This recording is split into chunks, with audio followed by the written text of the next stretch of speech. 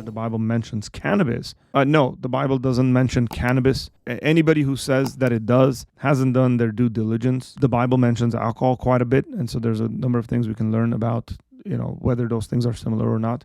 The Bible talks about being sober-minded. The Bible talks about addiction. The Bible talks about self-control. But if you want me to specifically comment on whether the Bible mentions cannabis, no, it doesn't. Now, that doesn't mean it's like okay to partake in that or anything like that. I'm just saying it doesn't mention it this way or that way. Are you trying to say, does the Bible say smoking cannabis is a sin? We have to be very careful with this sort of an argument, guys. Such and such a thing is allowed because it's natural. There's plenty of things that are natural but are really bad for you and will kill you. Just because, like, there's plants you can eat that will kill you. There's fish you can eat that are poisonous and will kill you. Well, poison ivy is natural and God created. And I don't see you going around and rolling around in it and saying, well, God made it. It's a plant.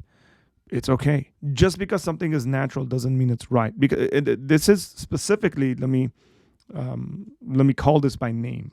Okay, this is called a naturalistic fallacy. The idea here being that you can't get an ought from an is. You can't get moral parameters, moral ideas from the way things are. Like, oh, look, we see in the animal kingdom, these animals, like forcibly copulating. So therefore rape is not a bad thing. We also see them eating their young. What's the point? You can't get an ought from an is.